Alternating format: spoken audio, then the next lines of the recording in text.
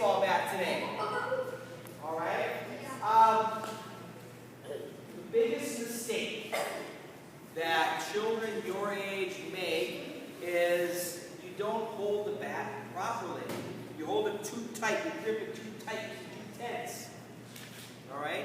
When I tell my high school players, when you're too tense, you're slow, you have a slow swing. So tense muscles are slow muscles is what I tell them.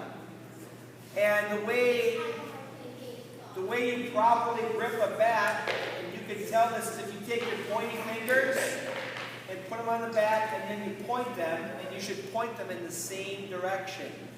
See how they're pointing in the same direction? This would be incorrect.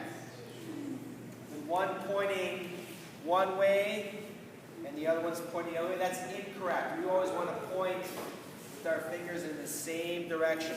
So in your spot right now, put your hands on top of each other and point your pointy fingers straight out.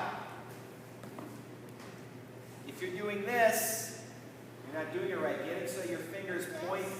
Yep, pretend you have a bat in your hand. Pretend you have a bat in your hand. All right? So your fingers point in the same direction.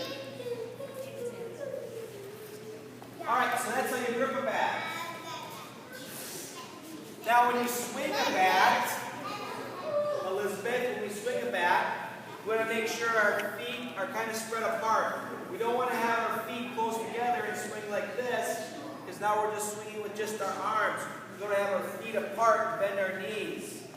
Just like in any other sport that we play, feet apart, bend our knees, we're in a good athletic stance. That when we swing the bat, we can kind of use our legs a little bit. Use our hips. Right, Eric? Right. Okay? Now today, we're going to be hitting off the tee. Raise your hand if you've played t-ball before. Alright, so many do we have?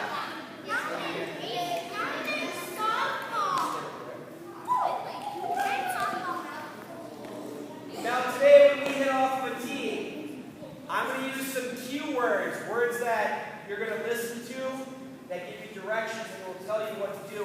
And the first word I'm going to use is called, I'm going to say is measure up. When we measure up, what I'm going to do is I'm going to take the bat, and a baseball bat has a sweet spot. Just like a tennis racket had a sweet spot when we did the tennis rackets, a baseball bat has a sweet spot too. So I'm going to take that sweet spot, which is on the fat part of the bat, pretty close to the end, but it's not the actual end of the bat.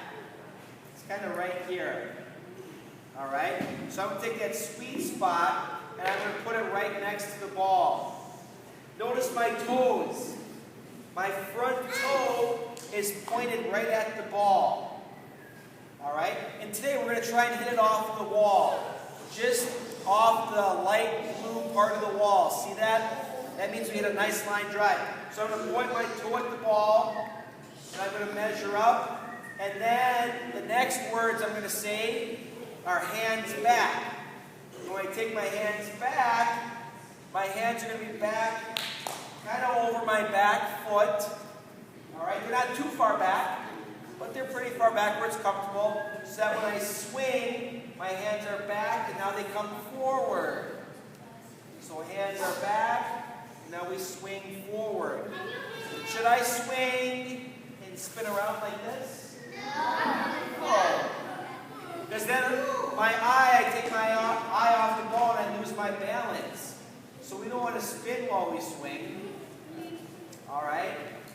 We want to have our chin on our front shoulder when we have our hands back. And when we swing, our chin touches our other shoulder.